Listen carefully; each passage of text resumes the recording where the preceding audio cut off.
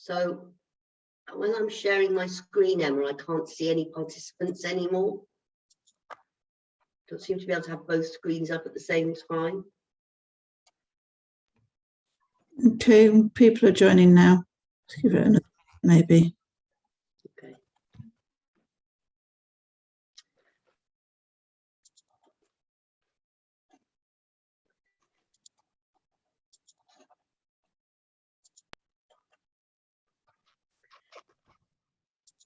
So hi everyone, welcome to the fourth webinar for Interlink, looking at solutions to transport inequalities in low-income communities. And we're going to just give it a little while longer until people can join. So just give it a few more minutes so that we can let the participant joining slow down a little bit. Just a couple of minutes.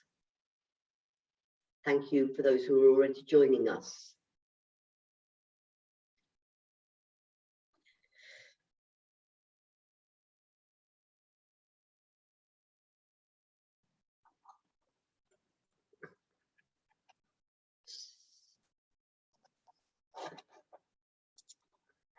Okay.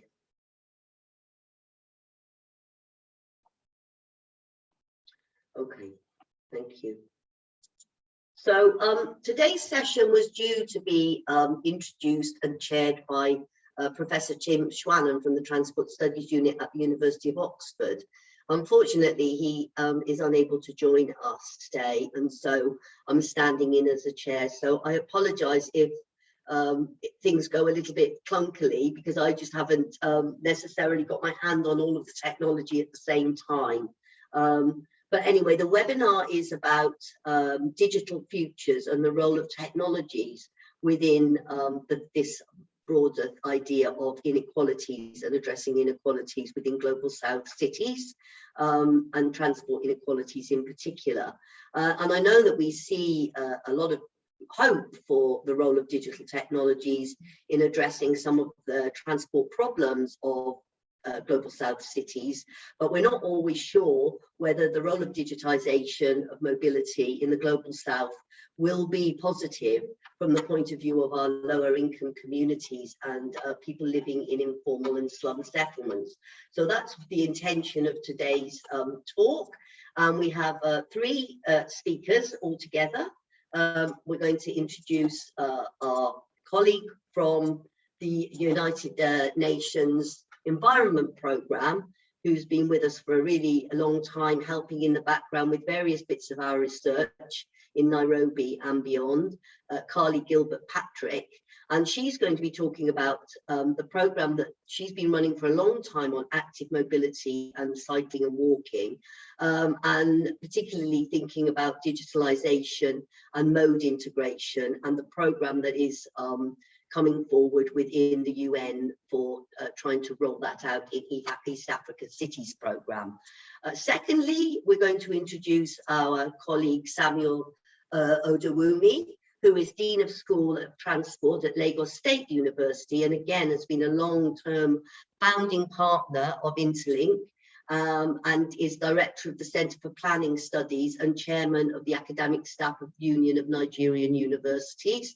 And he's also going to be talking to us about the comparative analysis of e-hail riding mobility services and a study that he's been conducting in East and West Africa with various other partners in those places, in those countries. And finally, Lucy Baker is going to be talking about a film that she made in the Indian context.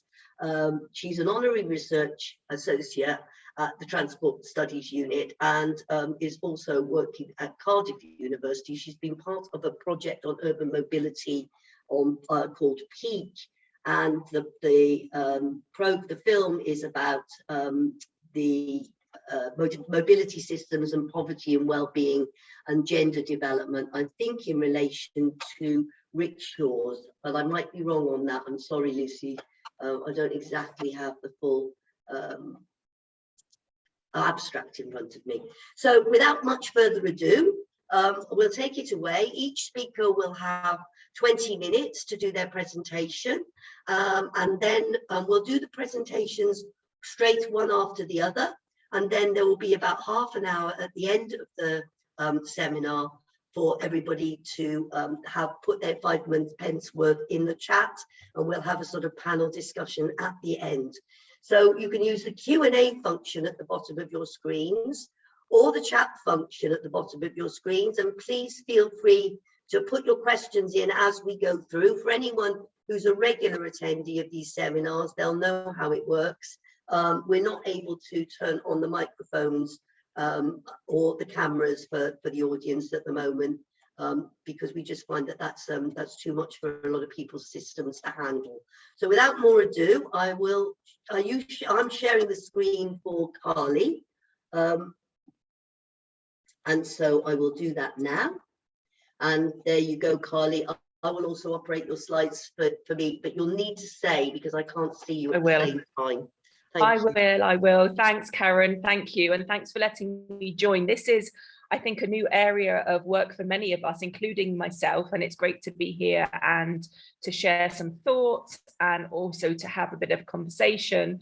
Like Karen mentioned, my remit has for a long time been active mobility, and other colleagues in the UNEP transport team have been working on electric mobility and clean fuels and vehicles.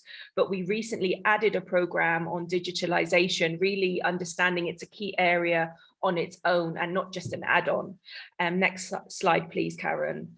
So let's start by looking at the bigger picture. So the fourth industrial revolution, which is basically characterized by the fusion of digital and biological and physical worlds colliding, and this kind of growing utilization of technology, everything from artificial intelligence, cloud computing, robotics, 3D printing, the Internet of Things, wireless technology. It's all coming to the fore in what we're calling this fourth industrial revolution. And we're really on the brink, if you like, of a technology revolution that will fundamentally and already is altering the way we live, the way we work, and how we relate to one another. And it's so complex and it's so transformational. It's like anything we haven't seen before. And in fact, we do not even know yet where it's going to go eventually. Next slide, please. So the first industrial revolution used water and steam to power production. That was the big kind of change back then. Then the second revolution came around electric power for mass production. Then we had the third revolution around electronics and information technology to automate production. Now we're moving into the fourth industrial revolution, which is building on the third, this digital revolution that we're in. And it's been occurring since roughly the middle of the last century, but it's not merely an extension of the third revolution. It's actually standalone, because the speed in which we're seeing breakthroughs in digitalization are so fast, we can't compare it at all to the first, second, and third. It's also, for the first time, disrupting every single industry in every country, including transport, and the breadth and depth of these changes is heralding transformation of entire systems. And what we're seeing is digitalization is now the new infrastructure underlying all other infrastructures. And through this, we're seeing internet access becoming a real priority for developing countries, and rightly so. There was a World Bank study which showed that a 10% increase in internet penetration in a country equates to an almost 1.5% increase in GDP. So we're seeing that direct correlation. Next slide, please. And really just trying to kind of set the bigger picture here, you know, the possibilities of, if you think about what the possibilities are for transport and every other sector, of billions of people connecting by mobile device with unprecedented processing power, storage capacity, and access to knowledge, those possibilities are endless. And to put this into perspective, there are about 7.9 billion people in the world. And some research done by Cisco suggests that there are now, as of 2021, over 27 billion individual network devices. That turns out about 3.5 devices per person, and 43% of those network devices are mobile connected. So there are currently 3 times as many devices in the world as there are people. Next slide, please. So, you know, already we have artificial intelligence, self-driving cars, drones, virtual assistants that can trade for you, invest for you, translate for you. And like the revolutions that came before it, the fourth industrial revolution has the potential to raise global income levels and improve quality of life and help lift people out of poverty. But today, what we've seen is those who've gained the most from this fourth revolution and digitalization have been consumers who are able to access the digital world and afford the digital world. So technology has made possible all these new products and services like ordering a taxi, booking a flight, making a payment, if you have access and if you have money. And there's a clear link between the wealth of countries and the wealth of individuals and the level of digitalization. So this slide, for example, just shows a group of countries in Asia and the link between GDP and the number of jobs which can be done online in those countries. Next slide, please. I think what we all know is that we've made terrible mistakes in the past where advancements have come at the cost of mass detrimental impact for large segments of society who are generally always the most vulnerable and the lowest income earners.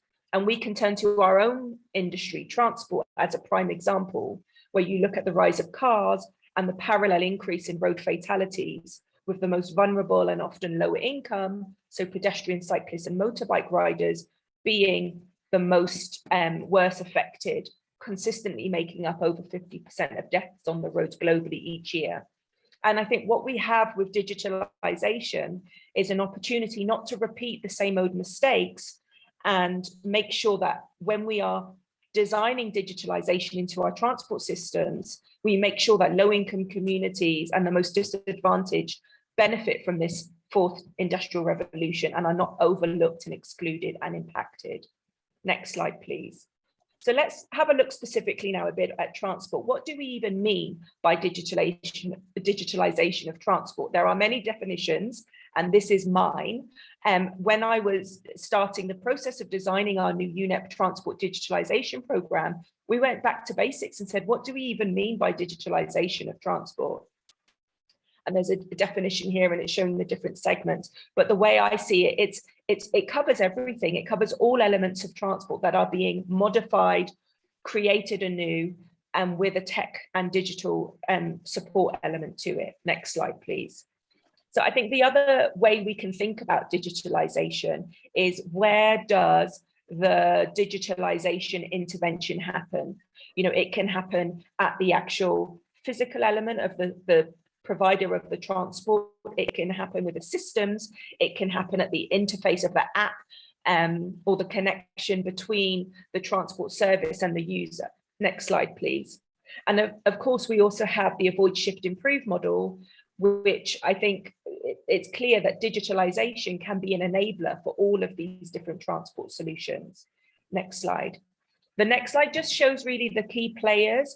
And I think what's critical with transport is that there are all of the existing traditional players that we would normally work with, the regular stakeholders, the national and city government, private sector. But with digitalization, we're also bringing in all of these new players, such as big data and tech companies. And there's an even bigger link to private sector. Next slide, thanks. It's also worth mentioning, of course, the Sustainable Development Goals. The internet and digitalization is an increasingly essential tool for achieving the SDGs. Notably, digitalization should be an enabler for all of them by creating an environment that spurs business growth, that nurtures science and innovation and empowers people.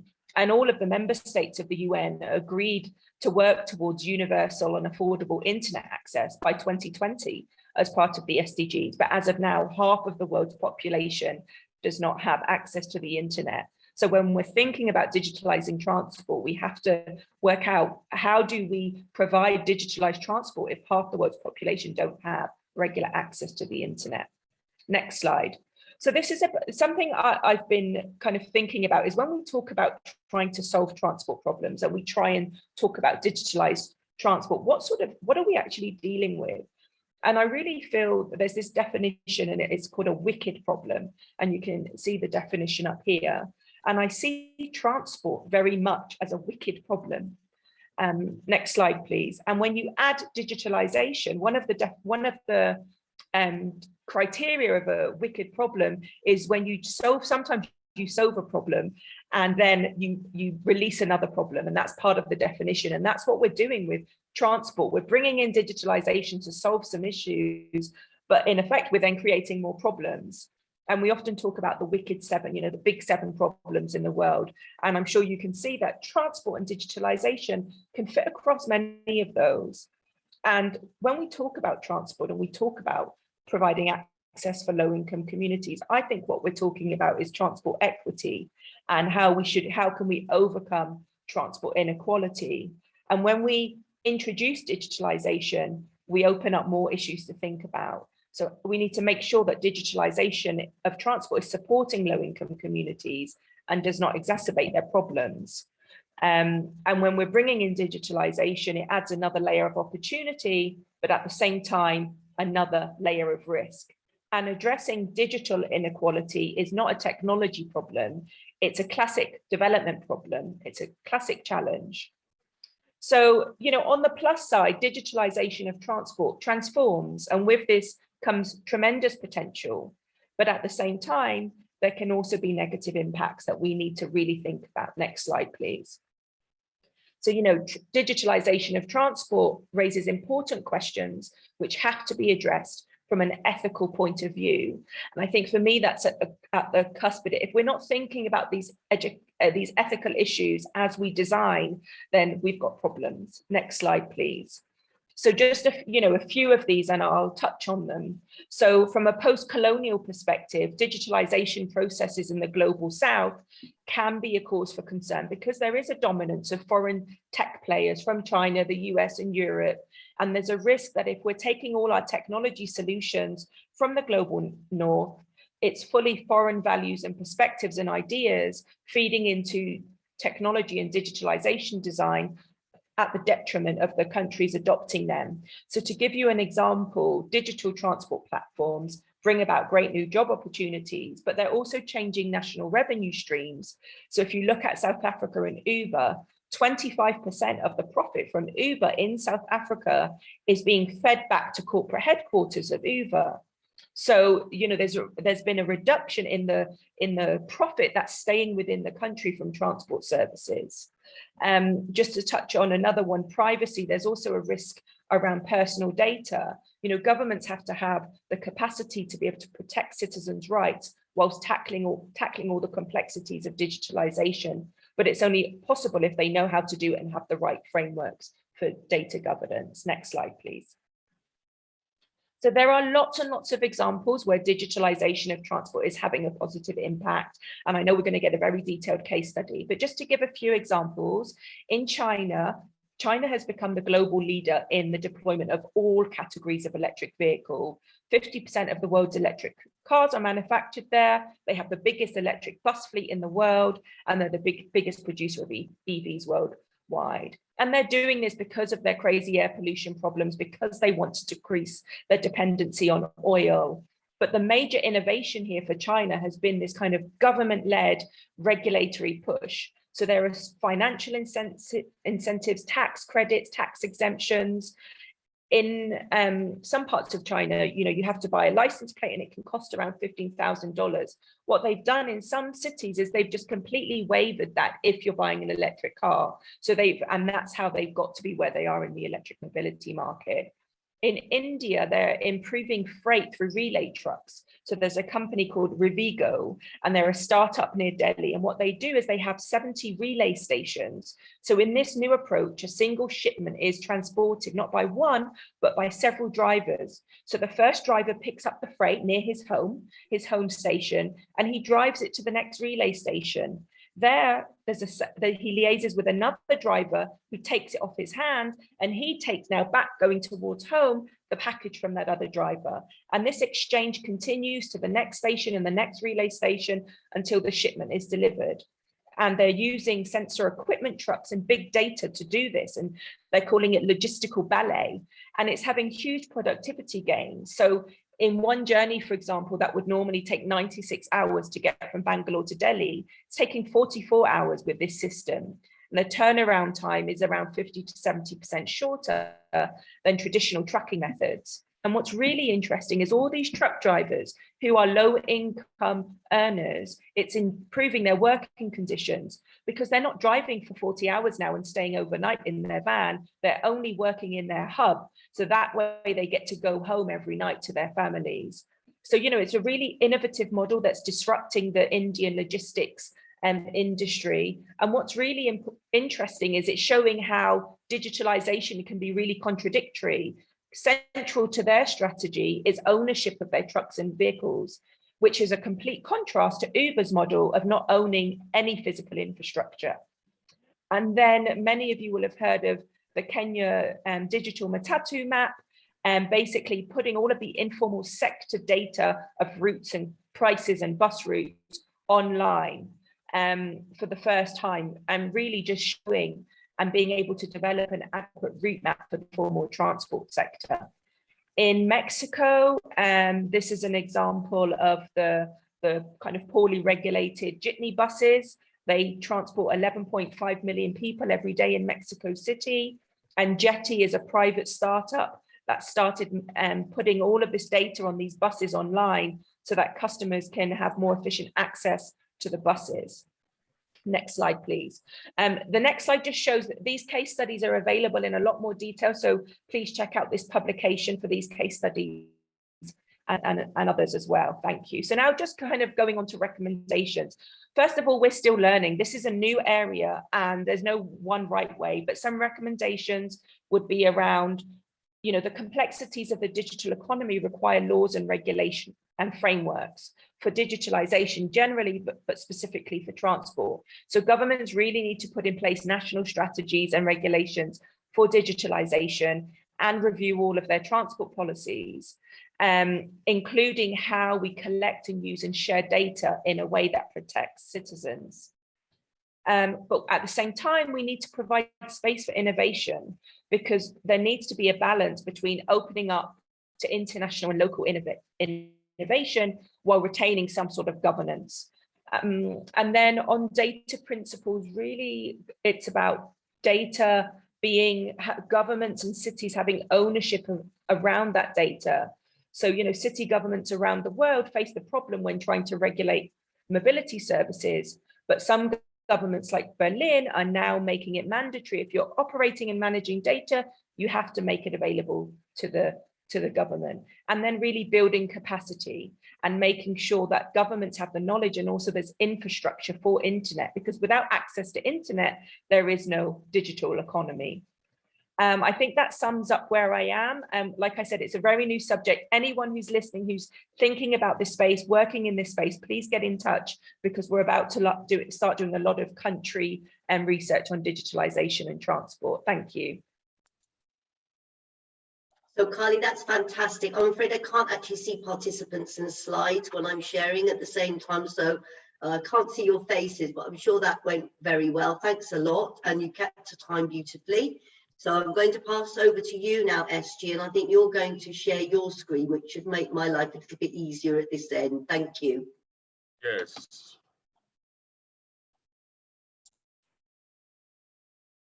Yeah, is that up now? Can you see my slide? Yes. All right.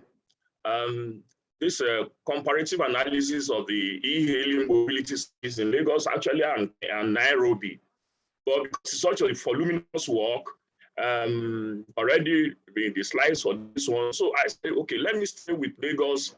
Maybe another time, I will now bring Nairobi, then I compare so as to enjoy the basic data. Although the differences between Lagos and Nairobi is not much.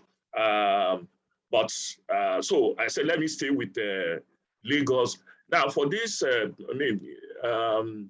research was sponsored by FOFO Research Foundation. And we appreciate Interlink that introduced the organization to us in LASU, Lagos State University. And we took it up and we have completed the study, and they've given us the permission to communicate the findings of this study. So we are adding this as part of the this thing. Okay, so that's the leadership. Professor Karen was a consultant, and she donated her money also for a competition. I hope Emma is able to get the payment through. We've been struggling to get them paid for some time now.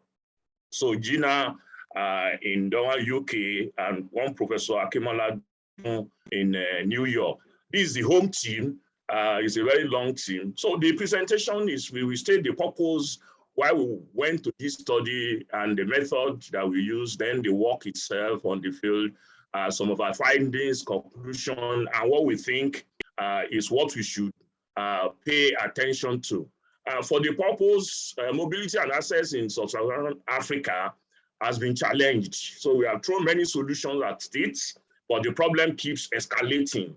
But emerging recently and spreading is the shared mobility solution, taking advantage of the boom in ICT. The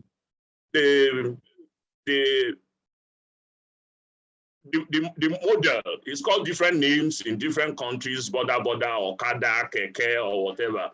But in this particular study, we stuck with the title or the term e-hailing, as ride-hailing is also very popularly used. Our objectives is to know these types, the coverage, their operational strategy, and the sources, who are the owners, what's the demographics of the operators, of the passengers, and evaluate how it's being regulated by various governments. So compare time and travel costs, the econometrics of it, examine the attitude of the mobile operators and those that were not, that were existing before. As I will mention very soon, there are some conflict and fracas between the two of them. It's basically exploratory, and we collected our primary data from the field using some field enumerators. And for the method also, got I said a GPS to chart the rights, extract the data in map source, and do the layout from what our field assists. And then we administer several questionnaires on the job. Then we obtain our secondary information from governments, guidelines, and from literature, libraries, and we analyze by using simple comparative analysis, dispersion, description, and comparison. Well, these are delivery formats. The work we did means literature search, stakeholder engagement, collection of public regulatory documents, questionnaire 1, e-hailing operators, questionnaire 2, the passengers, questionnaire 3, non-hailing operators, questionnaire 4, the passengers of non-hailing, questionnaires 5, the government officials.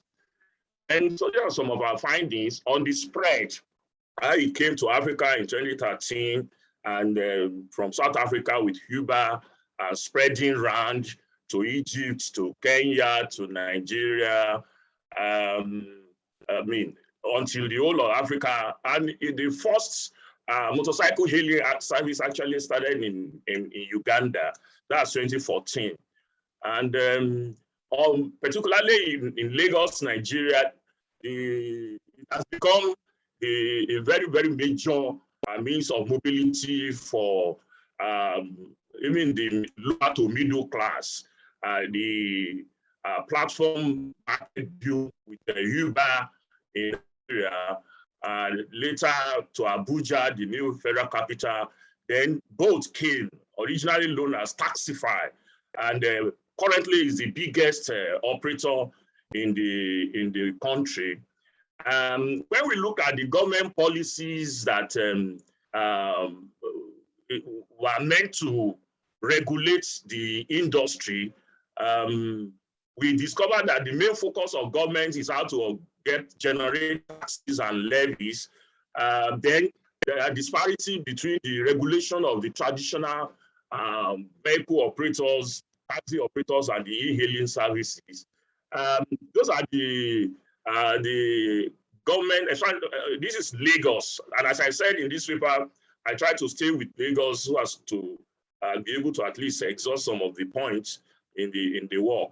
So these are the charges, and it is really very, very constricting for the operator.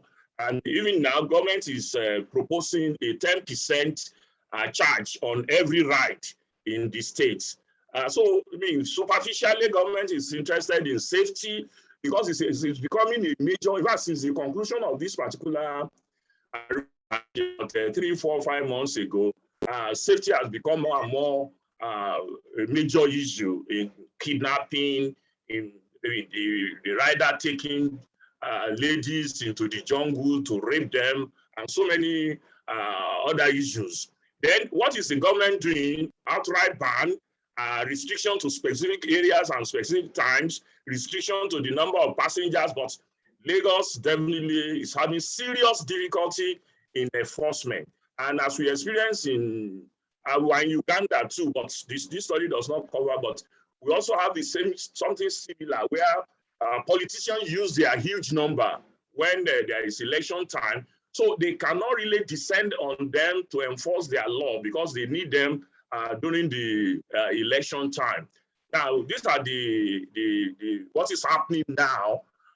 We have 27 operators registered, but only 4 are left after the massive ban of Okada, that is the motorcycle e-hailing. The times of operation, the source of the applications, they are all listed. Then findings on types of the e-hailing, Uber, Bolt is controlling 72% of the market now, followed by Uber at 20%. And paradoxically, Uber came first, but they are now in the second position. And for the years they've been operating, it's been 1, 2 years, or 3, 4, 5. Those are the median years for which the operators, they have gotten into the business. Then we got data about the operational areas and how much they charge. They are used for econometric analysis later. On the demographics, the mean age is 26 to 45 for the Uber or the e-hailing operators.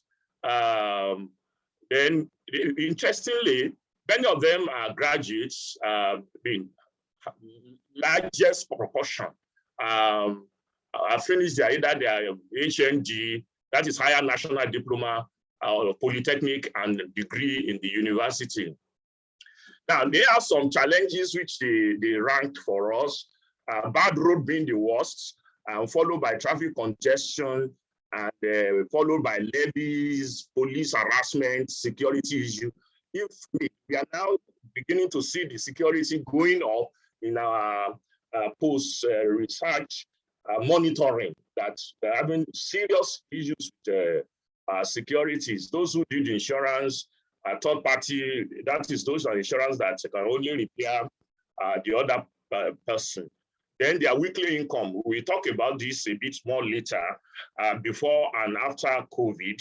That's like the profile of the passengers, the frequency, their age range, their educational status, their monthly income. I will deal with this a bit later too. Then the passengers, we ask them, which one do you use? Of course, looks like it's repetitive, but we want to cross-check cross-corroborate the data we have from the e-hailing operators. So the Uber 35%, Bolt 51%. In-driver is the one that has just joined them now. Frequency of patronage, most of them are, the passengers are occasional riders of the service, 60%. Then how long have you adopted? Find out that those who have started using it, there are more. That is within the last 2 years. That is 3 to 4 years, 22 and 35% respectively.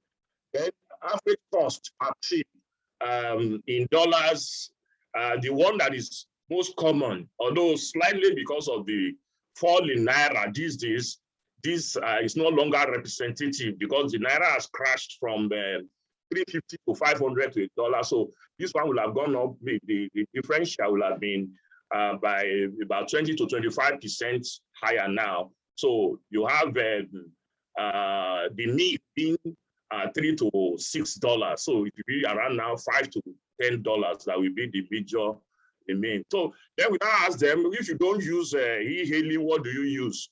The highest being bus, then taxi, personal, tricycle, motorcycle, then walking. Then challenges as a passenger. So we want to compare what is the main problem of the passenger rather than that of the rider operator himself. Interestingly, it is the cost. And we find this very curious, and we are yet to resolve that curiosity because as I will say down the line in lower slides, the cost is cheaper than the traditional, but the passengers, the respondents still say cost is their major issue. In fact, when these people, the operators of e-hailing, when they have clashes with the traditional operators, the grouse is usually because the e-hailing are charging lower than the e-hailing operators. So, but the passengers still told us that their number one issue. Then the last issue, and interestingly, we found out this interesting too, that it is the difficulty in logging into the application and all that. So all other problems are in between. This is some of the, we had them to how they perceive the service, but interestingly, they rated the service very good. That is the second, the column 60-30. Overall, they seems to be enjoying the services of the e-hailing. Now, the non-e-hailing, we now said, okay, those that are on ground before, look at their education. Secondary school is the main education, the largest chunk, almost 50%, whereas tertiary education is very minimal in the non-e-hailing. Then in their age, the non-e-hailing, the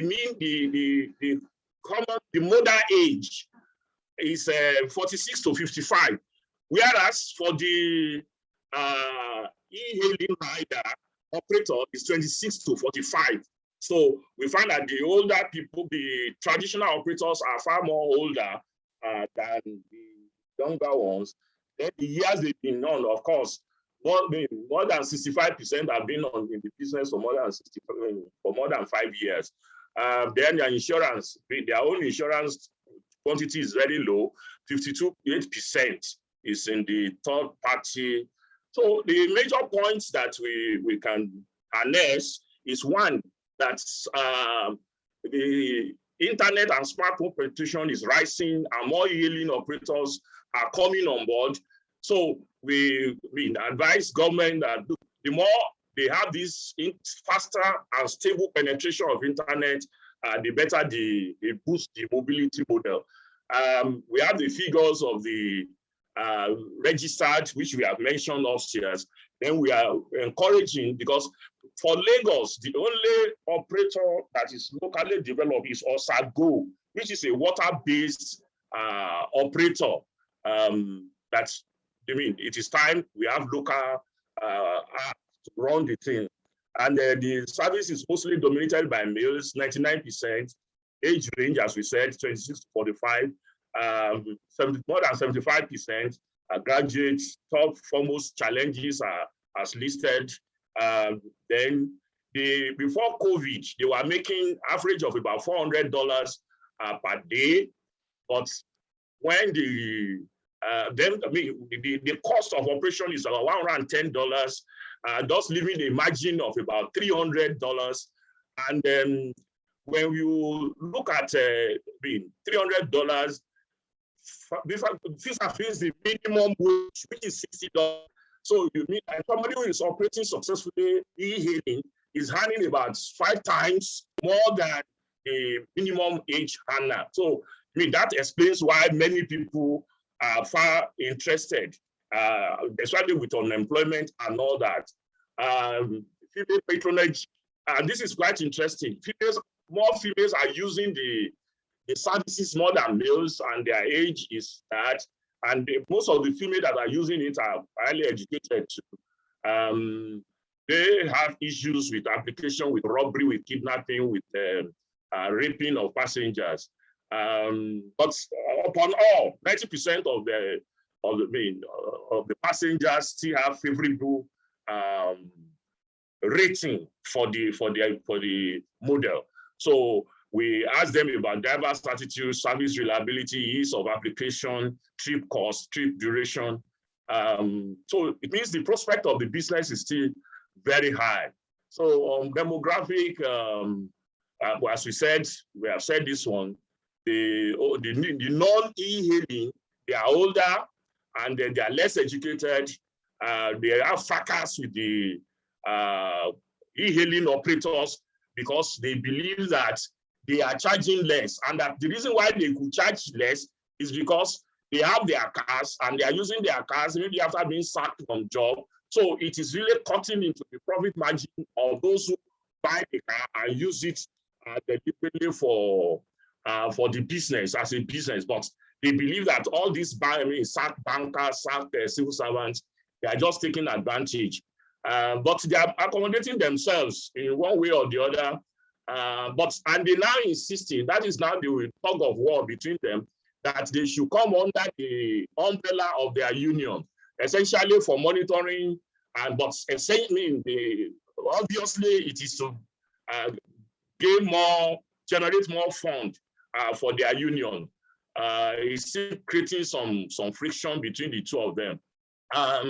The government policy about it is just about how to get more revenue, and they are yet to understand the full dimensions of this business, because the e-hailing, we tell you, they are not transport industry, firm, they are app firm. So the government is trying to find a way to how to handle them, especially to get advantage on levies and taxes. But we are saying that safety and security is important for both the operator and the passengers, because it is becoming a serious issue, and that the government should not always focus on revenue, but the survivability of the business model. So we now said, well, what are the things after the draft? We realized that that's safety and security aspect is something somebody should work on if that's business, especially in this climate, if that business model is to survive. Then measurement of return on investment, because most of them, the cars they are using, they did not buy it. So it's like they are eating their capital and the return on investment together. So we want somebody to do cost benefit analysis. Okay, you buy this car, if you buy it brand new at 20 million naira, for instance, so what is your repayment back period and all that. So then the inclusivity of the physically challenged, the school children, right? Because for now, some other e-hailing are trying to introduce a bus service for school children around the same clusters and workers around the same clusters. So they will pick them in the morning, and even factory workers that you will pick us at this time of the day, you will drop off in this area. So we want to see what is emerging in that particular sector. So thank you very much. That's the summary of our findings for now. Thank you very much, SG. Can you stop sharing now, please? That would be great. Okay. Thank you. I'm going to now pass over to Lucy, who in fact, Lucy, maybe what you could do is unmute yourself and quickly sort of introduce the film a bit better than I did earlier, while I struggle with the technology and trying to get it up for you on my screen. So over to you. Thanks. Certainly, thanks for inviting me along today. The contribution I've got to offer you this afternoon is a short film called For Mahesh. The film originates from my research on the use of digital payment and platform technologies in last mile taxi services in Bengaluru, India.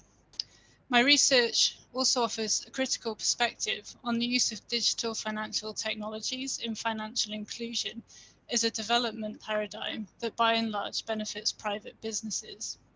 The film follows an auto-rickshaw driver who is low-wage, self-employed and very much embedded in a cash economy. The film observes a number of tensions in the increasing presence of financial and platform technologies in Indian transportation. It also demonstrates the struggle of working class men to provide for their family and the precarity of those involved in transport work.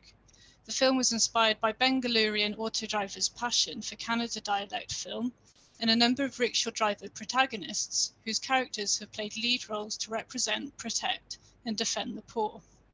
The film demonstrates both the positive and negative effects of emerging technical systems for both drivers and the customers.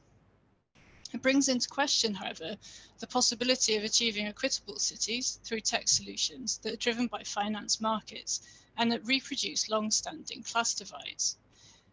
My hope is to use the film to develop greater understanding between Kannada-speaking taxi drivers and young English Hindi-speaking residents of Bengaluru, many of whom have arrived to work in the city's rapidly growing tech industries.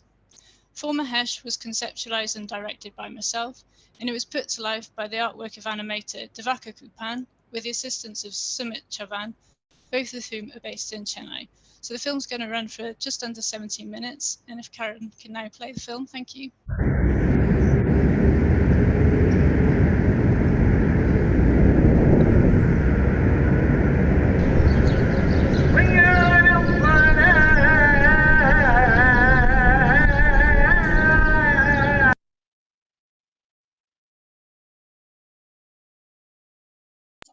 Sorry, I forgot that I needed to put the volume on. So I'm just going to go back and share it again with the volume on. Apologies. I think we could hear it as well, Karen. We could hear it. Okay, sorry.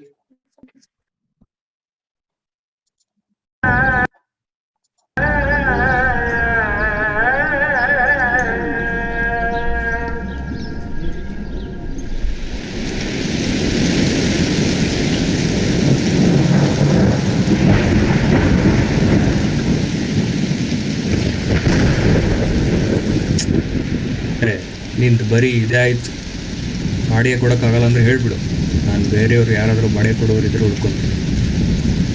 ಬಾಡಿಗೆ ಕಟ್ಟೋಕ್ಕಾಗ್ತಿದ್ರೆ ಫುಟ್ಪಾತಲ್ಲಿ ಸಂಸಾರ ಮಾಡಿದ್ಯಾ?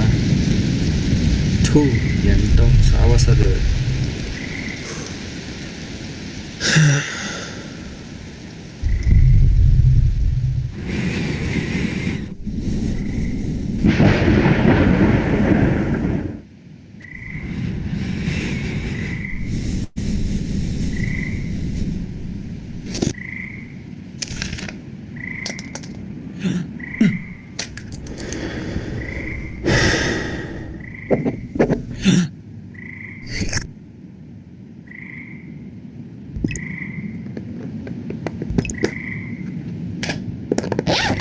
ಇದು ತಗೊಳ್ಳಿ, ಒಣಗಿದೆ. ಇವತ್ತು ತುಂಬಾ ಕೆಲಸ ಮಾಡಿದ್ದೀರಾ, ಸ್ವಲ್ಪ ಹೊತ್ತು ಮಲಗಬಾರ್ದಾ? ಇಲ್ಲ, ಹೊರಡಬೇಕು. ಹೋಗಿ ಬರ್ತೀನಿ.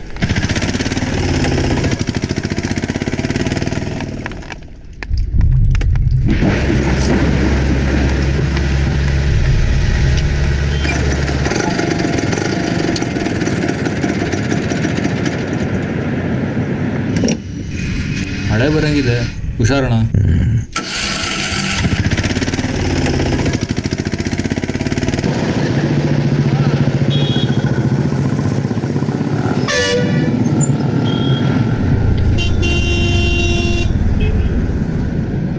ಮೇಡಮ್, ನೀವು ಕೊಟ್ಟಿರೋ ಲೊಕೇಶನ್ಗಿಂತ ಸ್ವಲ್ಪ ದೂರ ಹೋಗಬೇಕು. ಒಂದು 10 ರೂಪಾಯಿ ಜಾಸ್ತಿ ಕೊಡಿ.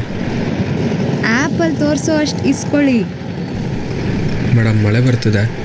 ನೀವು ಹಾಕಿರೋ ಲೊಕೇಶನ್ಗಿಂತ ದೂರ ಹೋಗಬೇಕು. ನಿಮ್ಮ ಆ್ಯಪಲ್ಲಿ ಲೊಕೇಶನ್ ಕರೆಕ್ಟಾಗಿ ತೋರಿಸ್ತಿಲ್ಲ ಅಣ್ಣ. ಒಂದೊಂದು ಸಲ ಆ ಥರ ಆಗೋಗುತ್ತೆ ಮೇಡಮ್.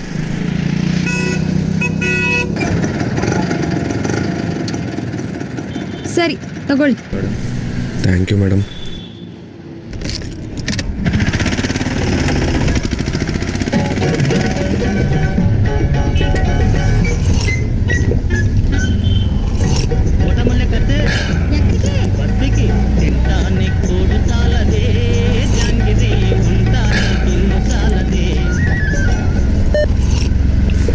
ಊರು ತುಂಬ ಬದಲಾಗಿದೆ ಸರ್.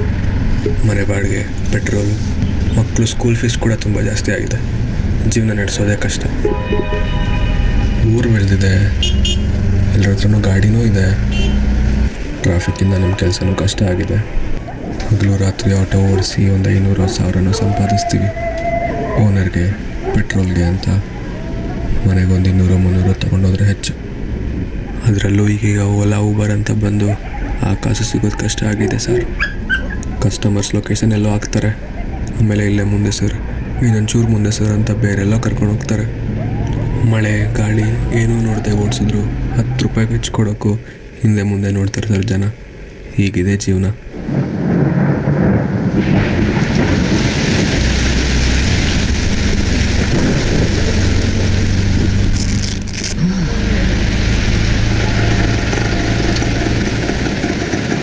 ಅಯ್ಯೋ,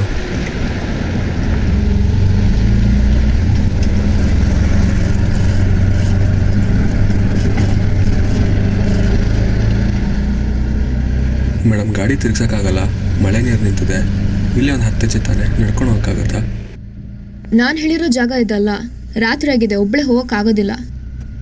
ದುಡ್ಡು ಕೊಟ್ಟಿರೋದು ಮನೆಗೆ ಡ್ರಾಪ್ ಮಾಡೋಕ್ಕೆ. ಮೇಡಮ್, ನೀವೇ ನೋಡಿ, ರೋಡ್ ತುಂಬ ನೀರು ನಿಂತಿದೆ, ಗಾಡಿ ಎಳೆಯಲ್ಲ. ಸ್ವಲ್ಪ ಅರ್ಥ ಮಾಡ್ಕೊಳ್ಳಿ. ರೀ, ನಮ್ಮ ಹತ್ರ ಇಷ್ಟೇ ಉಳಿದಿರೋದು.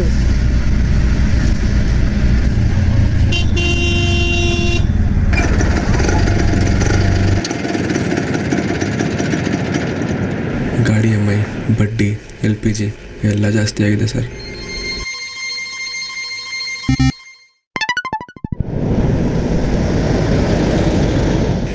ಸರ್, ಆ ರೂಟಲ್ಲಿ ಜಾಮ್ ಆಗಿದೆಯಂತೆ.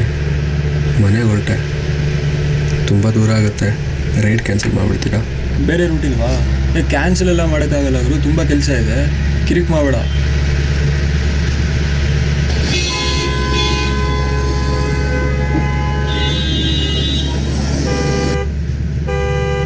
ಟ್ರಾಫಿಕಲ್ಲಿ ಗಂಟೆ ನಿಂತಿರ್ತೀವಿ ಸರ್. ಎಷ್ಟೋ ಬಾಡಿಗೆ ಮಿಸ್ ಆಗುತ್ತೆ. ನಾವೇ ರೈಡ್ ಕ್ಯಾನ್ಸಲ್ ಮಾಡಿದರೆ ಆ್ಯಪ್ ಅವರು ನಮ್ಮ ರೇಟಿಂಗ್ ಕಟ್ ಮಾಡ್ತಾರೆ.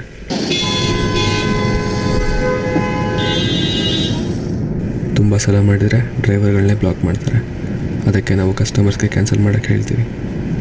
ಪಾಪ ಅವ್ರಿಗೂ ಗಾಡಿ ಸಿಕ್ಕಿರಲ್ಲ. ಈ ಟ್ರಾಫಿಕ್ಕಿಂದ ಎಲ್ರಿಗೂ ಕಷ್ಟ ಸರ್.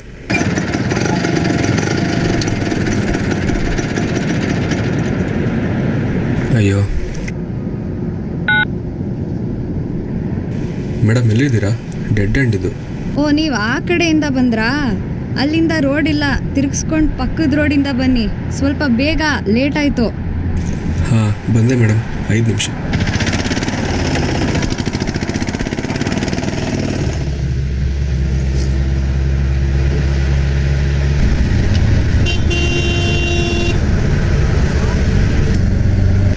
ಈ ದೊಡ್ಡ ಬಿಲ್ಡಿಂಗ್ ಕಟ್ಟೋರು ರೋಡ್ ಬ್ಲಾಕ್ ಮಾಡಿಬಿಡ್ತಾರೆ. ನಮ್ಮ ಆ್ಯಪಲ್ಲಿ ಅದೆಲ್ಲ ತೋರಿಸಲ್ಲ. ನಾವು ಸುತ್ಕೊಂಡು ಹೋಗೋ ಅಷ್ಟರಲ್ಲಿ ಲೇಟಾಗಿ ಕಸ್ಟಮರ್ಸ್ ಹತ್ರ ಬೈಸ್ಕೊಳ್ಳೋ ಥರ ಆಗೋಗುತ್ತೆ. Hello driver, you got rated only 1 star on your last trip.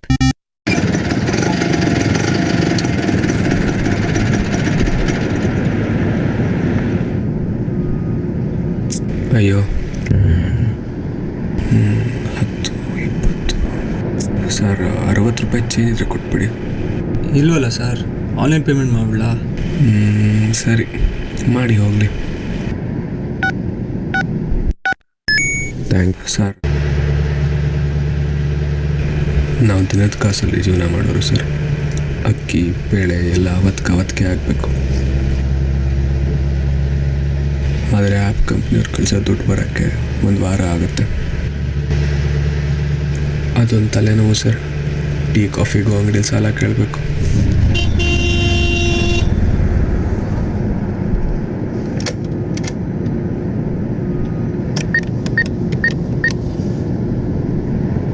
ಅಯ್ಯೋ,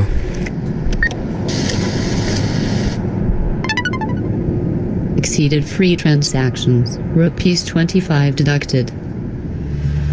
ನಮ್ಮಂಥವ್ರನ್ನ ಲೆಕ್ಕಕ್ಕೆ ತೊಗೊಳ್ದೆ ಏನೇನೋ ರೂಲ್ಸ್ ಮಾಡ್ತಾರೆ ಸರ್. 1 ರೂಪಾಯಿನೂ ನಮಗೆ ಲೆಕ್ಕನೇ. ನಮ್ಮ ಬ್ಯಾಂಕವರೇ ನಮಗೆ ಚಾರ್ಜ್ ಮಾಡ್ತಾರೆ. ಇನ್ನು ಬೇರೆ ಬ್ಯಾಂಕ್ ATM ಅಲ್ಲಿ ದುಡ್ಡು ತೊಗೊಂಡ್ರೆ ಬಿಡಿ, ಮುಗ್ದೇ ಹೋಯ್ತು. ಹಾಂ ಸರ್, ಬರ್ತಾ ಇದ್ದೀನಿ, on the way.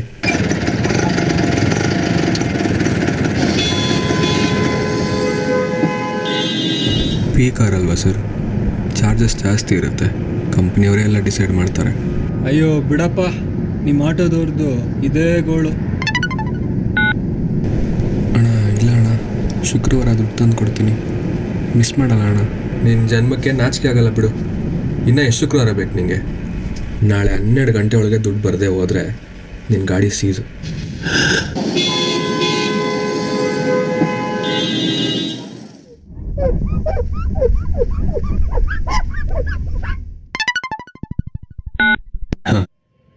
Your contract is terminated due to your bad rating. A number of complaint. You can report the office to finish the formalities.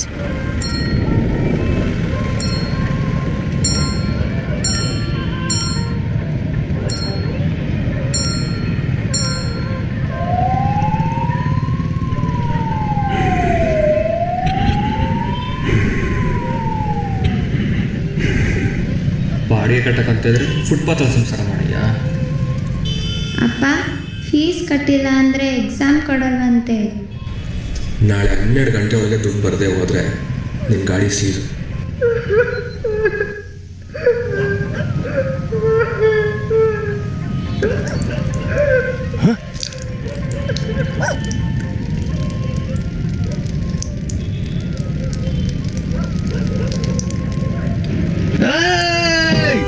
ಏಯ್ ಲೋಫರ್, ನನ್ನ ಮಗನೇ, ನನ್ನ ಗಾಡಿ ಮೇಲೆ ಹೋಗ್ತಿದ್ಯಾ? ಏಯ್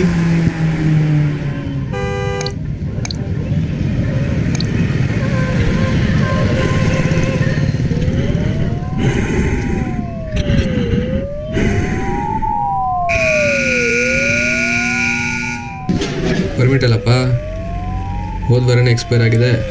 ಸರ್ ಸ್ವಲ್ಪ ನೋಡಿ ಸರ್, ಹೊಸ ಪರ್ಮಿಟ್ ಪೇಪರ್ ಫೈನಾನ್ಸ್ ಅವ್ರ ಹತ್ರ ಇದೆ ಸರ್. ಮನೆಯಲ್ಲಿ ತುಂಬ ಕಷ್ಟ ಇದೆ ಸರ್. ಮಗು ಸ್ಕೂಲ್ ಫೀಸ್ ಕಟ್ಟೋಕ್ಕೂ ನನ್ನ ಹತ್ರ ದುಡ್ಡಿಲ್ಲ ಸರ್. ಸರ್ ಪ್ಲೀಸ್ ಗಾಡಿ ತೊಗೊಂಡೋಗ್ಬೇಡಿ sir. Sir please sir. Sir ದಯವಿಟ್ಟು ಬಿಟ್ಬಿಡಿ ಸರ್. ಲೋನ್ ಪೇಮೆಂಟ್ ಮಾಡೋಕ್ಕೂ ನನ್ನ ಹತ್ರ ದುಡ್ಡಿಲ್ಲ ಸರ್. ಸರ್ ನೀವು ಗಾಡಿ ತೊಗೊಂಡೋದ್ರೆ ಗಾಡಿ ಮಾರಬೇಕಾಗುತ್ತೆ ಸರ್. ಸರ್ ಸರ್ ನಿಮ್ಮ ಕೈ ಮುಗಿತೀನಿ ಸರ್. ನೀವು ಆಟೋದವರು ಭಾಳ ಹೆಚ್ಕೊಂಡಿದ್ದೀರ. ಫೈನ್ ಕಟ್ಟು, ಗಾಡಿ ತೊಗೊಂಡು.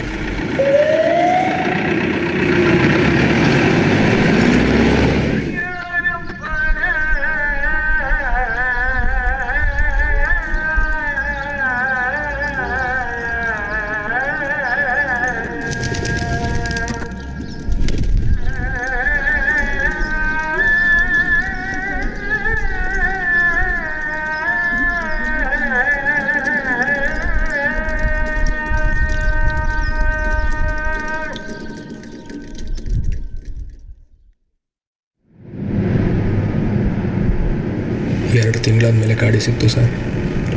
Union leader ಬಿಡಿಸ್ಕೊಟ್ರು. ಆದರೆ ಗಾಡಿನ ಅವ್ರಿಗೆ ಕಡಿಮೆ ಕಾಸಿಗೆ ಮಾರಬೇಕಾಯ್ತು. ಸದ್ಯಕ್ಕೆ ನಮ್ಮ ಕಷ್ಟಕ್ಕೆ ಅದೊಂದೇ ದಾರಿ ಇದ್ದಿದ್ದು ಸರ್. ನನಗೆ ಗಾಡಿ ಓಡಿಸೋದು ಬಿಟ್ಟು ಬೇರೆ ಏನೂ ಬರಲ್ಲ ಸರ್. ಹೊಸ ಗಾಡಿ ತೊಗೋಬೇಕಾದ್ರೂ ಸರಿಯಾಗಿ ಬ್ಯಾಂಕಲ್ಲಿ ಲೋನ್ ಸಿಗಲ್ಲ ಸರ್. ಶ್ಯೂರಿಟಿ ಅದು ಇದು ಅಂತ ಏನೇನೋ ಕೇಳ್ತಾರೆ. ಬೇರೆ ದಾರಿ ಇಲ್ಲದೆ ಬಡ್ಡಿ ವ್ಯಾಪಾರಿಗಳ ಹತ್ರನೇ ಸಾಲ ತೊಗೋಬೇಕು. ಗಾಡಿ ತೊಗೊಂಡು RTO ಹೋಗೋದ್ರು ಬ್ರೋಕರ್ ಇಲ್ಲದೆ ನಮ್ಮ ಕೆಲಸ ಆಗಲ್ಲ ಸರ್. ಎಲ್ಲ ಕಡೆ ಲಂಚ ಕೊಟ್ಟು ನಮ್ಮ ಜೀವನನೇ ಸೌದೋಗಿದೆ ಸರ್. ನಮಗೂ ಬೇರೆ ದಾರಿ ಇಲ್ಲ.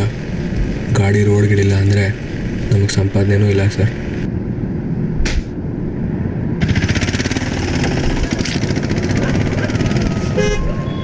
ಉಳಿದಿರೋ ಡ್ರೈವರ್ಗಳಲ್ಲಿ ಮೀಟ್ರ್ ಮೇಲೆ ಕೇಳೋರು ಅರ್ಧ ಆದರೆ ಇನ್ನರ್ಧ ಡ್ರೈವರ್ಗಳು 4 ಕಾಸ್ಗೂ ಒದ್ದಾಡ್ತಿದ್ದಾರೆ.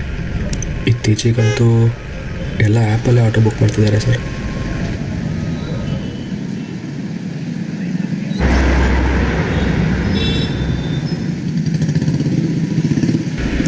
ಆ್ಯಪಲ್ಲೂ ಎಕ್ಸ್ಟ್ರಾ ಚಾರ್ಜ್ ಮಾಡ್ತಾರೆ ಸರ್. ಆದರೆ ಜನ ಅಲ್ಲಿ ಜಾಸ್ತಿ ಕೊಡ್ತಾರೆ, ನಮಗೆ ಎಕ್ಸ್ಟ್ರಾ ಕೊಡಿ ಅಂದರೆ ಆಗಲ್ಲ ಅಂತಾರೆ. ನಾವು ಇದೆಲ್ಲ ಹೊಸದಾಗಿ ಬಂದಾಗ ನಮ್ಮ ಜೀವನ ಚೇಂಜ್ ಆಗುತ್ತೆ, ಎಲ್ಲ ಒಳ್ಳೇದಾಗುತ್ತೆ ಅಂದ್ಕೊಂಡಿದ್ವಿ. ಈಗ ನೋಡಿದರೆ ಜೀವನ ಇನ್ನೂ ಕಷ್ಟ ಆಗಿದೆ ಸರ್.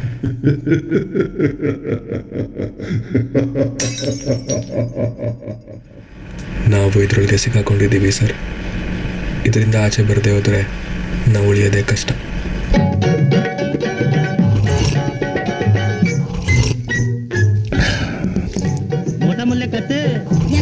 బస్తికి తింటానే కూడు చాలదే, జాంగిరి ఉంటానే కిల్లు చాలదే.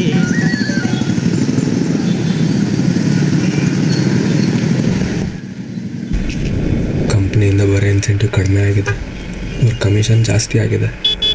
ಇದೆಲ್ಲ ಸಾಕಾಗಿದೆ ಸರ್.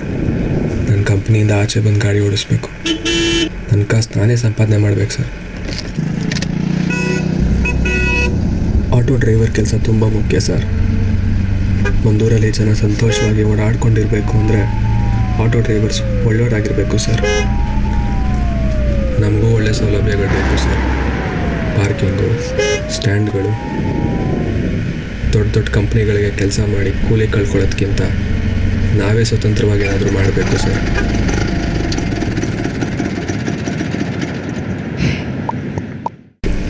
ನಾವು ಡ್ರೈವರ್ಸ್ಗಳಿಗೆ ಓದೋಕ್ಕೆ ಬರೆಯೋಕ್ಕೆ ಬರಲ್ಲ ಸರ್. ಆನ್ಲೈನ್ ಪೇಮೆಂಟ್ಗೆ ಬದಲಾಗೋಕ್ಕೆ ಟೈಮ್ ಬೇಕು. ಕೆಲವು ಡ್ರೈವರ್ಸ್ಗಳಿಗೆ ಹೇಳ್ಕೊಡ್ಬೇಕು.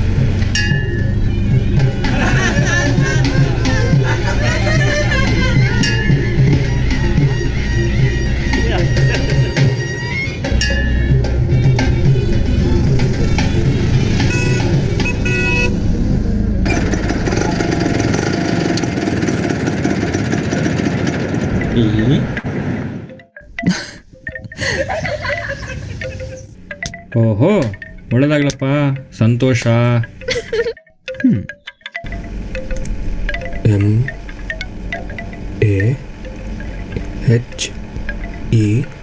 MAHESH.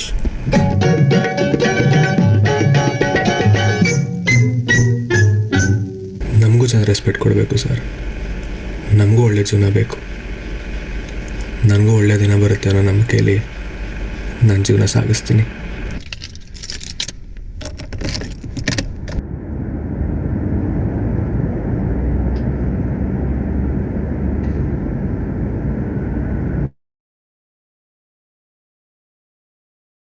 Okay, so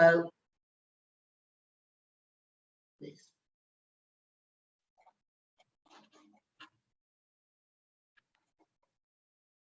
Thanks very much for the movie, and to Mahesh, I think, for sharing his life with us. I left the film running the whole time, right the way from the beginning to the end, although I know it's very long for a seminar to watch such a film. But I think that it is a fantastic also understanding of how transport and social exclusion interface with each other. In particular, the fortunes of this guy's job as a taxi driver, and the fact that it affected his whole life and his family's life and his livelihood and his place of living and everything that was connected in this changing, digitalizing city over which he really didn't have any control, to which he was sort of being pushed into all sorts of systems of the like that Carly suggested to us, you know, we need to avoid. In the first meeting, she talked a lot about, in the first presentation, she talked a lot about how recognizing that digital and cyber systems were taking over more rapidly than we knew what to do. And I think you could see in that film so clearly that the way in which there was a lack of control as a result of all of these changes happening to this guy who was already on a low income and already living a difficult life in the middle of an Indian city. So thanks very much for that, Lucy, and also to the people who collaborated on your film. And I'm sure that you would put in the chat and share the link to the film from YouTube, because we don't necessarily have that available to us. So if you could put that link in, it is actually, I think, maybe in some of the background data for the seminar, but it would be helpful for the people that are listening to see that.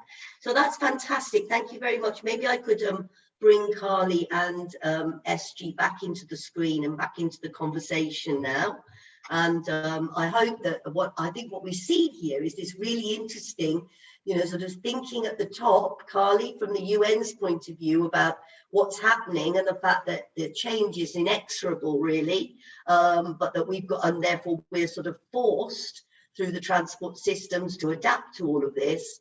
But obviously it's the way in which we adapt, and you very much put an interesting regulatory sort of framework in there, thinking about policy and capacity in governments and so on to support this sort of whole process. And we all know that one of the things that global South cities often lack is that governance structure and that capacity within governance to control and to plan and to do things in a controlled way. And then I think, SG, you did a really very good job of showing us from your study, thinking about South Africa and thinking about Lagos as well. And so I think I'm not sure, in South Africa, were you in Pretoria or Johannesburg?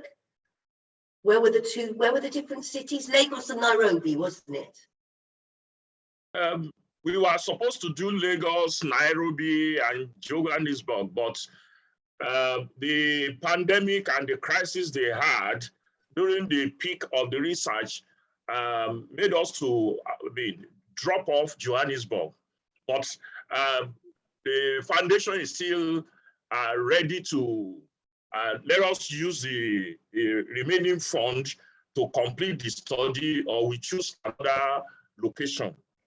Okay, but we can never, you know, even though you had the slightly scaled back study, you can still see that this isn't a single city that has this problem or a single country that has this problem, but that it is replicated over and over again. All over. Yeah. Yes. And we're recognizing that obviously this is having a huge influence on particularly these informal the providers of transport, whether they're in or outside of the e-system, but also on passengers and who uses these systems and who they sort of serve.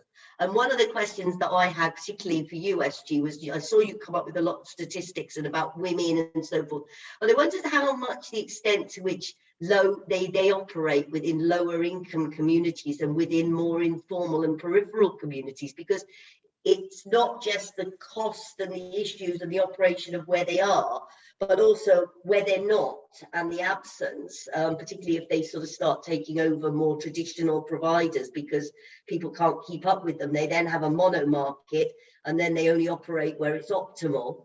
And then certainly peripheral locations often lose out. So I don't know whether you looked at that at all. Yeah, you know, it's part of what we are saying is the gap that we neglected. But the truth is, it's only the middle to upper cadre, the low income earners are not included. The inclusivity is very low for them on two levels. One, the suburb where they live, the internet strength is not strong enough for them to approach. Then the roads to those places, the e-hailing people don't want to go there. So that's a problem of accessibility. So even if they have their money, some neighborhood, I can tell you where I stay in Lagos, they consider it is, although it's still an estate, but they consider that estate a little bit of their major pick and drop, where they cannot get a pickup from where they drop, they don't go. So basically, the poor are excluded, mainly in the matter. Cost is also important because we realize that the poor are using more of the buses, what we call yellow buses in Lagos State. So they cannot afford most of the phones of the poor in Nigeria, we have a term for, you call it palasa phone. That is this, not smartphones, because you need to have a smartphone to be able to get into the e-hailing. So maybe about 50% of them do not have smartphone, and they have problems struggling with it. The internet provider do not consider them a priority with, they are still struggling with the edge or 2G service. Then the roads to the place is not good.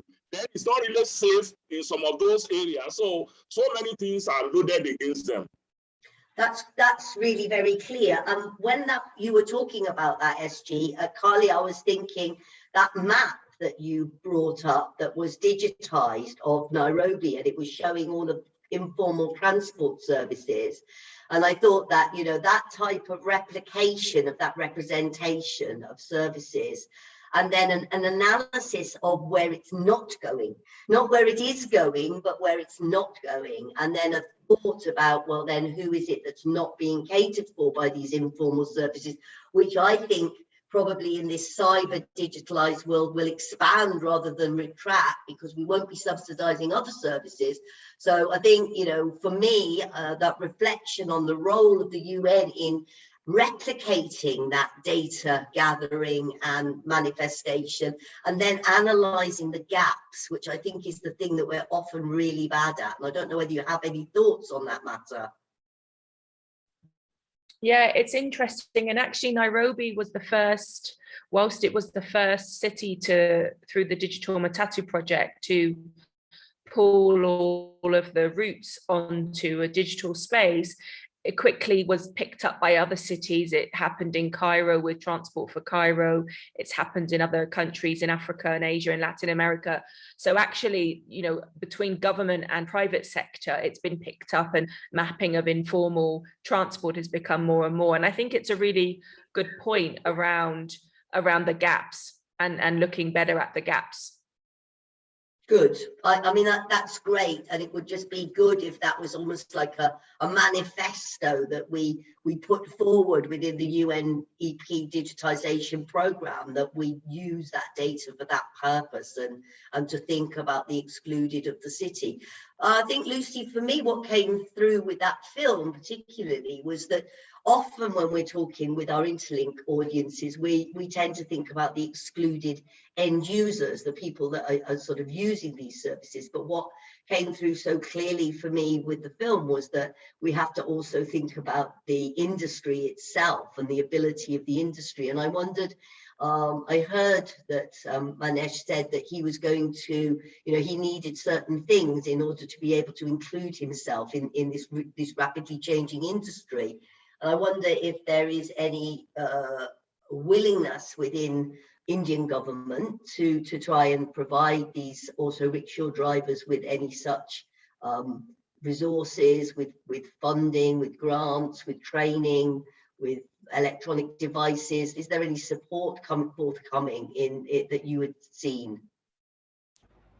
I think the support and training tends to come more from the private sector. So Ola and Uber have been providing kind of trainings, but also we're seeing with the finance sector as well. So you've got the digital wallets that were mentioned in the film. Paytm is one of the major ones, and they come round to auto rickshaw drivers at the fuel stations where they know they're going to find them, and they go and they sign them up to the wallets and they show them how to use them. So they are learning, and they're learning very rapidly, but who is it for? Who is really benefiting from these things? And just to make sure that it's more equitable is what I think we need. And it takes time. It takes time for people to kind of transfer, because they're paying fees every time that they have to get cash out, and they have to get cash out because they're still really embedded in the cash economy. So it's costing them a lot more than it would cost the middle class consumer who these systems tend to be designed for. It was that interconnectivity that said it all for me. You know, it's like, you know, not only is it all this issue around the vehicle and the nature of the changing transport and the longer journeys, and the app doesn't work, but also, you know, when you start about thinking about the loan implications and the banking and the the knock-on effects for the child going to school and the school fees, which is, and I think that's how we have to think about transport-related social exclusion, that it isn't just this, I can't make a trip or I can't drive my vehicle. It has got this whole livelihoods and life chances implications across the whole social agenda. So yeah, thanks for that. And it's good to hear that there is some stuff coming from industry, but I think it really is also a sort of governance issue that needs to be addressed as well, both locally and more at the national level, but also even at international level around standards and acceptability. So we don't have very much, I think,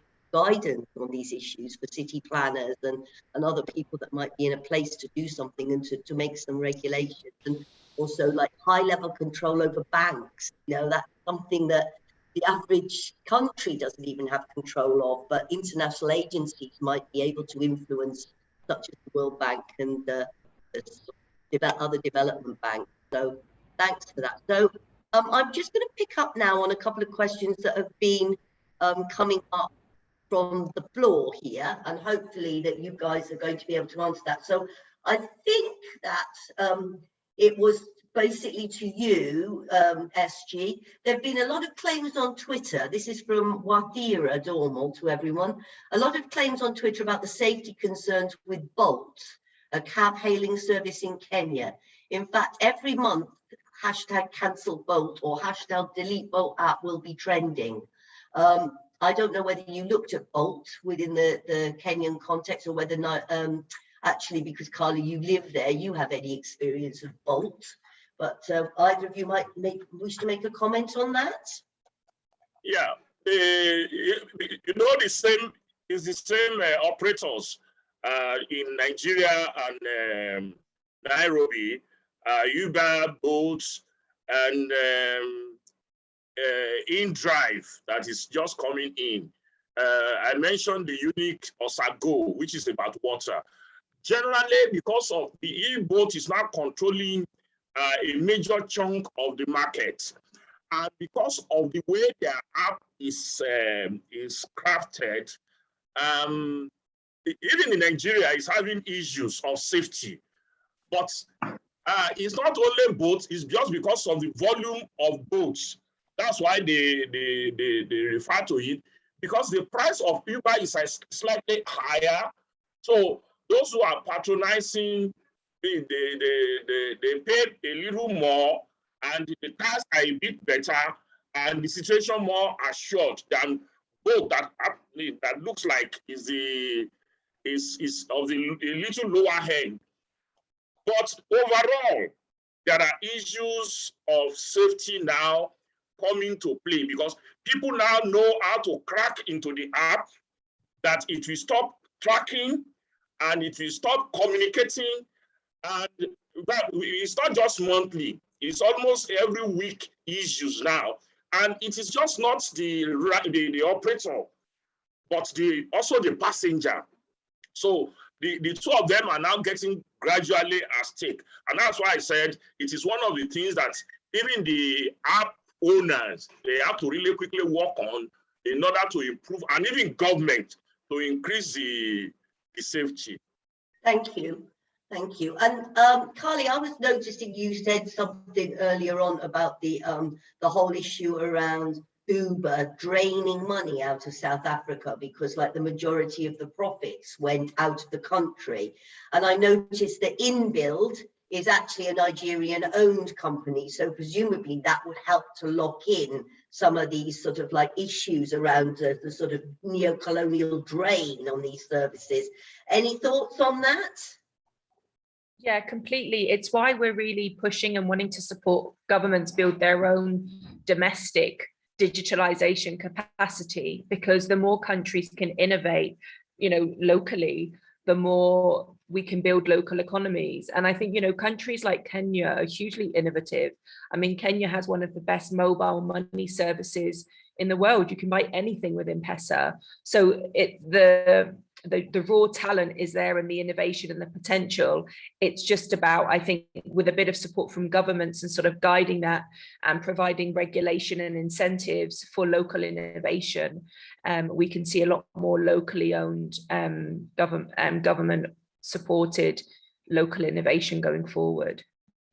I'd like to also see that, thank you for that. I'd also really like to see more of the type of evidence that Lucy has gathered in terms of, you know, going down on the ground, working with drivers, really trying to understand what the issues are on that very grassroots level, because I think that was really, really helpful. And I know that one case does not a sample make, but I'm sure that this was an indicative vignette of what goes on with lots of drivers.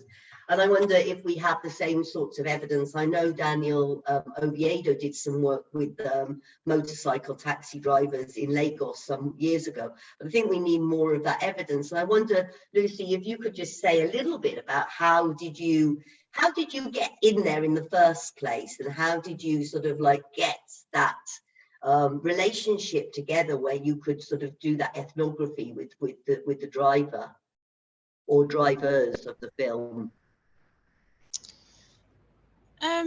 So where did it all start, really? So certainly, like, working with people with a language and translators, speaking to people on the street. So most of the fieldwork day to day was kind of just being out and going to various areas and speaking to rickshaw drivers and asking if they're willing to give an interview, and then also using rickshaws all the time every day for a couple of months and just finding out how it was and what they were doing, but being involved and embedded in the whole kind of complex issues and scenarios as a person who was an outsider, who did find it difficult to negotiate with auto rickshaw drivers to get a rise at an affordable price because of the whole kind of fair negotiation, and then ended up kind of going through these platforms because it just ended up the most efficient way for me to get about and stuff. So I realized, I was part of and very much like pulled into this system for very specific reasons.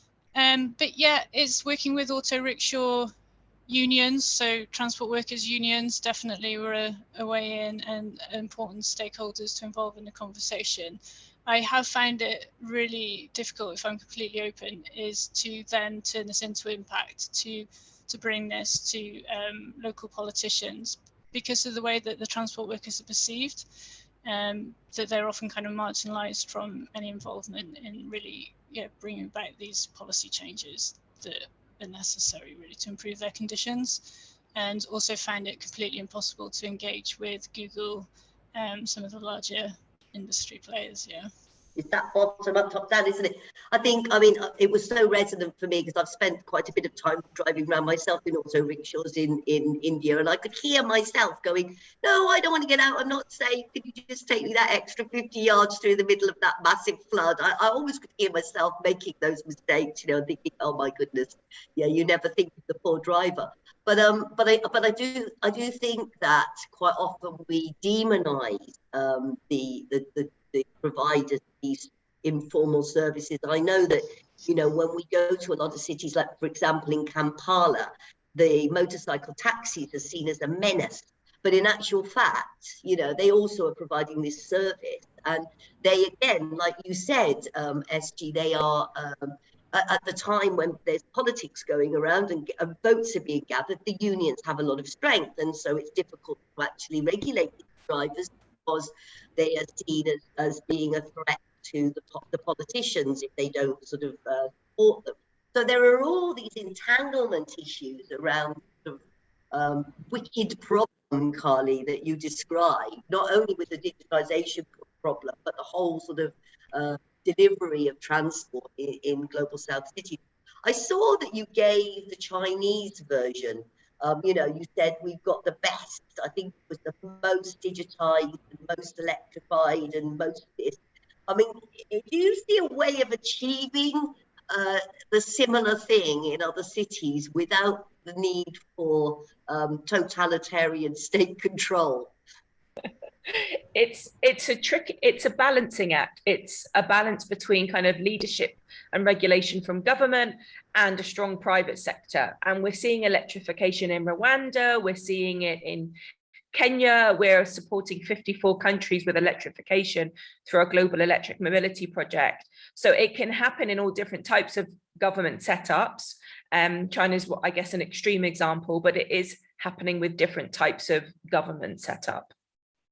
And I think, you know, one of the wonderful things that could happen with the UNEP program is that we could be more aware of those different models and the ways in which those platforms have been negotiated with the different players. And, well, you know, obviously I'm going to promote the interlink agenda, but this whole idea about putting lots of stakeholders in a room and having steps and action agendas and all of these other things that also involve a broad number of stakeholders. And I really noticed at the end of Lucy's film, you know, she was saying like involve the stakeholders. In one of your slides, like involve the stakeholders. And I think we think about professional stakeholders, maybe in the community representation stakeholders, but we quite often forget these people, the providers of the informal service, and also we forget people that are sort of not using the informals, not able to access the changing transport system. So I thought there was just one more question that I think I would put to each of you to just quickly respond to, and what this one was, what about COVID? I mean, you know, we've all been gathering data. I know everybody's been looking at the different issues around data. How did anybody have any reflections on how COVID might have affected either the users of these e-hailing services or the deliverers of e-hailing services? Because I could imagine the situation changed quite a bit. Maybe I'll start with you, Lucy. We've only got 3 minutes. If I could hold you to a minute. Yeah. Lucy, okay. Actually, Lucy first, please. I know in the context of India, a lot of the auto-rickshaw drivers kind of shifted track and got involved in delivering parcels and helping with the kind of aid that was required at the time. And then I think have kind of recovered since then. And we saw a lot of migrant workers kind of exiting cities and going back home as a way of kind of like just getting through that rough period. But yeah, they kind of took on a different role through that time. So they adapted, yeah. That's great. I mean, an adaptation is one of the things that I would say is a feature of these informal systems. Sorry, SG, to stop you. You have a say now. 1 minute. Okay. Actually, there was a slide which treated the impact of COVID, because what the government did was to restrict what you can take to 50% of your capacity. So that affected their income seriously. Then too, gradually, at the peak of COVID, many people are working from home, so that also affected their income. But what we have found out is that the impact is not so terrible in Nigeria, West Africa generally, as it was in the West. So we find that a little bit a relief to the operators. But one last point I quickly want to make is that, like the Lucy video is quite, I can relate with it. Everybody can relate with it. That's the life of Okada or any of these rickshaw transportation system. But when we check at their income, they are still better than the worst of the worst.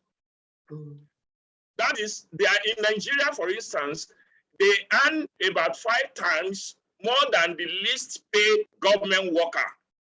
That's a good point. Thanks for that, SG. I'll stop you there. Yeah, 5 times of nothing is still nothing, though. Yeah, that's it. Carly, would you like to just make one last point, please, Carly? Just one last point. We have 1 minute left. Thank you. Yes, COVID has definitely put the spotlight on transport. It's shown us how fragile transport systems can be. It's shown us how much we will need to rely on digitalization. And I think what COVID has shown us more than anything, and that's what we have to think about for transport digitalization, is it all comes down to people.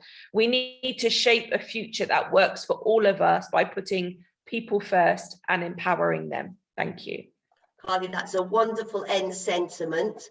And here I'm just quickly sharing my slides because I want to just draw people's attention to the next 2 seminars, the first of which will happen on the 25th of November in 2 weeks' time, and will be about integrated spatial planning and integrated transport, particularly thinking about, I think, the Asian context, Southeast Asian context. And then On the final one, we'll have trying to get as many people back in the room on a panel so that we'll be discussing the whole issues around solutions to inequalities in transport. So this is the place for more information. I'm going to stop sharing. I'm going to thank all of our speakers. It was absolutely a wonderful session. We'll see you very quickly in the post room afterwards. If you just want to link into that afterwards. I'd like to thank all of the people that participated in the session, all of our participants for listening and for your wonderful comments. See you again in 2 weeks, I hope. Thank you very much indeed. Goodbye.